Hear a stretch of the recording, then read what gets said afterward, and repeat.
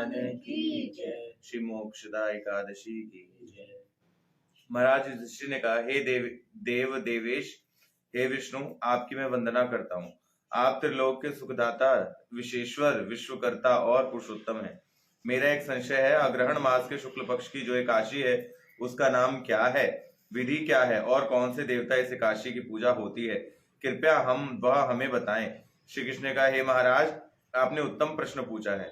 आपके द्वारा आपका यश चारों ओर विस्तृत होगा।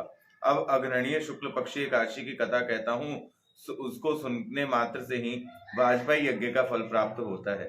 यह एकादशी मोक्षदा नाम से कथित है। यह सर्व पाप विनाशिनी और व्रतों में सर्वश्रेष्ठ है। इसके देवता श्री दामोदर भगवान है। तुलसी की मंजरी, धूप, दीप इत्यादि द्वारा शास्त्र विधि के अनुसार श्री दामोदर की पूजा करनी चाहिए। दशमी और एकादशी के दिन कृत्यादि पूर्व कथित एकादशियों की तरह है।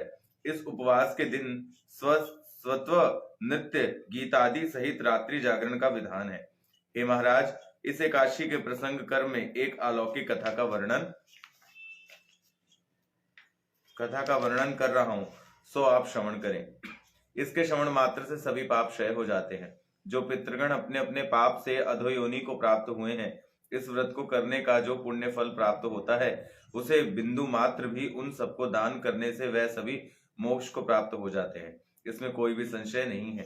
किसी एक समय मनोरम चंपक नगर में वैष्णव सद्गुण से विभूषित वैखानक नामक एक राजा थे। वह अपनी प्रजा का पुत्र की तरह पालन करते थे। उनके राज्य में वेद वेदांग पारंगत बहुत से ब्राह्मण वास करते थे।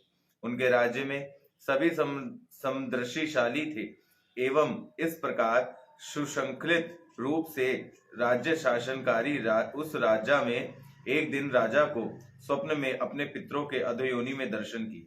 पितृगणों ने नरक भोग दर्शन से विशिष्ट से दूसरे दिन ब्राह्मण के निकट वर्णन करने लगे।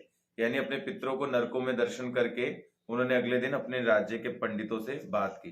पूछा राजा ने कि हे ब्राह्मणगण, पिछली रात्रि को स्वप्न में नरक यंत्रणा से कल्पित मैंने अपने पितृगणों को देखा है। पितृगण यानी मेरे बाप दादा इत्यादि, उन सबको देखा है जो नरक में सड़ रहे हैं। देखा है, मेरा हृदय विदीर्ण हो रहा है। वह मुझे लक्ष्य कर कहने लगे, हे पुत्र, यानी पुत्र कह रहे हैं राजा को स्वप्न में, हे पुत्र, तुम हम सबको नरक रूपी समुद्र से उद्धार कर दो। उनकी इस प्रकार अवस्था देख करके मेरे हृदय में सुख नहीं है। मेरा यह विशाल राज्य, धन संपत्ति, मान सम्मान, स्त्री पुत्र इत्यादि एवं घोड़े हाथी, किसी से भी मुझे शांति नहीं हो रही है। क्या करें, कहाँ जाएं, कुछ भी निर्णय नहीं कर पा रहा हूँ जिसके द्वारा मेरे पूर्व पुरुष मुक्त प्राप्त कर सके। इस प्रकार की कई व्रत, तपस्या और योग की कथा मुझे उपदेश करें, मैं उसी का आचरण करूंगा। जैसे मेरे जैसे पुत्र वर्तमान रहते हुए भी यदि अपने माता पिता का पूर्व पुरुष घोर नरक की यंत्रणा भोग करते रहे, तो ऐसे पुत्र का होना ना होना बराबर है। इसलिए ब्राह्मण ने कहा, हे राजन, आपके राज्य के सन्निकट ही महर्षि पर्वत मुनि का आश्रम है। उन्हें भूत, भविष्य और वर्तमान की सभी बातें मालूम रहती हैं। आप उनसे अपने पूर्व पुरुषों की मुक्ति के उपाय से अवगत हो पाएंगे।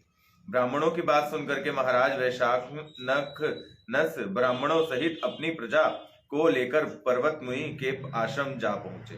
राजा ने दूर से ही ऋषिवर को आदर पूर्वक साष्टांग दंडवत प्रणाम किया। महर्षि ने राजा से उनके राज्य का कुशल पेक्ष पूछा तो महाराज वैखानस ने कहा, हे प्रभु, आपकी कृपा से राज्य के सभी समाचार कुशल पूर्वक हैं। भगवान, मेरे पास राज्य, ऐश्वर्य, धन कोश सब कुछ बहुत कुछ है, परंतु एक भयंकर विपत्ति ने मेरे सुख, शांति, आराम सब कुछ नष्ट कर दिया है। एक दिन सपन योग में पितृ पुरुष को नरक यातना से आतरना दर्शन कर मैं अत्यंत व्यथित और चिंतावंती हुआ हूँ। हे ऋषि, किस पुण्य के फल से उनकी इस दुर्दशा से मुक्ति होगी, उसका कृपया करके मुझे उपाय बताइए। इसी के लिए मैं आपके श्री चरण में उपस्थित हुआ हूँ। राजा की बात सुनकर के ब्रह्मा तुल्य तपस्वी पर्वत मुनि उसी समय ध्यानस्थ हुए।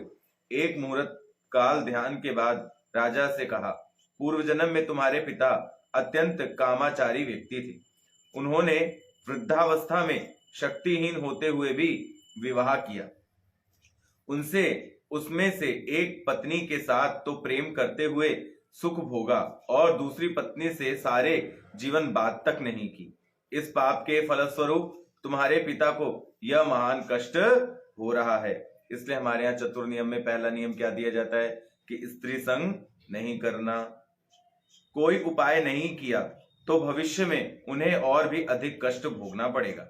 इस पाप की मुक्ति का उपाय बता रहा हूं, ध्यान से श्रवण करो। अग्रहण मास के शुक्ल पक्षीय मोक्षदा एकादशी का व्रत पालन कर वह पुण्य फल अपने पिता को प्रदान कर दो। उस पुण्य के प्रभाव से तुम्हारे पिता को मोक्ष प्राप्त हो जाएगा। राजा मुनि की बात सुनकर के अपने घर वापस आ गए। उस पवित्र तिथि के आने पर उसने स्त्री पुत्र और अंत पूर्वासी सहित विधि पूर्वक मोक्षदा एकादशी व्रत का पालन कर व्रत का पुण्य फल पिता के उद्देश्य से प्रदान किया। इस पुण्य के फल के साथ साथ ही आकाश से पुष्प वृष्टि होने लगी। हे पुत्र, तुम्हारा मंगल हो। यह कहते कहते वैखानस राजा के पिता ने नरक से मुक्त होकर के पूर्व पुरुष सहित स्वर्ग में आगमन किया। हे महाराज युधिष्ठिर, इस प्रकार जो व्यक्ति मंगलदायिनी मोक्षदा एकादशी करता है उसके समस्त पाप विनिष्ट हो जाते हैं एवं मृत्यु के बाद वह मोक्ष को प्राप्त करता है। इस व्रत की पुण्य संख्या में भी नहीं जानता। चिंतामणि की तरह यह व्रत मेरा अत्यंत प्रिय है। इस व्रत कथा का जो पाठ करता है एवं जो इसको श्रवण करता है दोनों ही वाजपेयी यज्ञ के फल के प्राप्त करते हैं। श्रीमन नारायण नारायण नारायण।